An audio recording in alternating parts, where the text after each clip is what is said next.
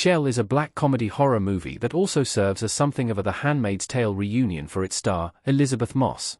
The movie was helmed by Max Minghella, who played Nick in that series, as his second directorial effort. Although it premiered in 2024, Shell is now enjoying a wide release, making it Moss' first post-Handmaid's Tale project. The story centers around Samantha Lake, Moss, a once-loved actor who has found herself struggling to stay relevant. That is, until she meets with Zoe Shannon, Kate Hudson, a wellness mogul whose offerings appear too good to be true. Samantha goes on to discover exactly what lies beneath the glossy exterior of Shannon's company, Shell. Screen Rant's Ash Crossan spoke with Elisabeth Moss about the actor's work in the darkly funny Shell. Moss discussed her collaborative process with Max Minghella, how the unique tone of the movie developed, and how Moss felt about its larger themes. Shell comes to digital platforms and select theaters October 3rd. Elisabeth Moss and Max Minghella have a relationship. June and Nick could never. The relationship between June and Nick in The Handmaid's Tale was fraught, to say the least. Thankfully, the relationship between the stars behind those characters is anything but. Elisabeth Moss detailed her collaborative process with Max Minghella, who stepped behind the camera to bring Shell to life, why Shell's themes resonated deeply with Elisabeth Moss. Kate Hudson and Elisabeth Moss in Shell. Moss didn't only choose to star in Shell because of her relationship with Minghella. The actor also found plenty to relate to when it comes to her experiences in Hollywood over the course of her career. Screen Rant, what I really found interesting too, this idea of youth and beauty, and how, for Samantha, it's really not something that's on her mind until it's projected onto her. And I'm curious just what message you wanted to carry through this film, and how you've had to navigate those things. Elisabeth Moss, I mean, I've been working in this business for 37 years.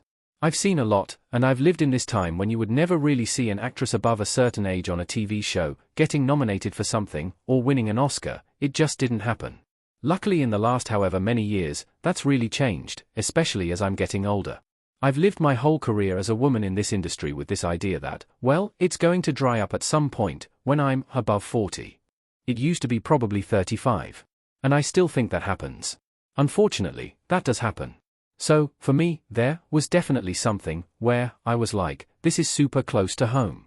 The whole audition process, not feeling like you're the prettiest girl in the room, and that everyone's taller and skinnier than you are.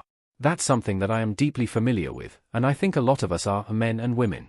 It's something that we are constantly dealing, this idea that we're not young enough, we're not pretty enough, we're not skinny enough. I think it's just so relatable, so I loved it. I loved being able to dive into those insecurities and be kind of vulnerable about that. Believe me, when you're standing next to Kaia Gerber, you just feel a certain way and there's nothing you can do about it. You're standing next to Kaia Gerber and you're like, okay, I definitely am not that. And I liked actually being able to lean into that and kind of have fun with it. And I was a dancer for many years, in ballet, so that's a whole other ball of wax of comparison, and it's something that I love doing. I'm the type of person that doesn't like to sit in hair and makeup. I hate getting my makeup done. I'm a girly girl, I like putting my own makeup on, but when I'm working, I prefer to explore looking a different way and looking a little bit more either normal or super ed up, quite frankly. So for me, that was really fun, to face that head on.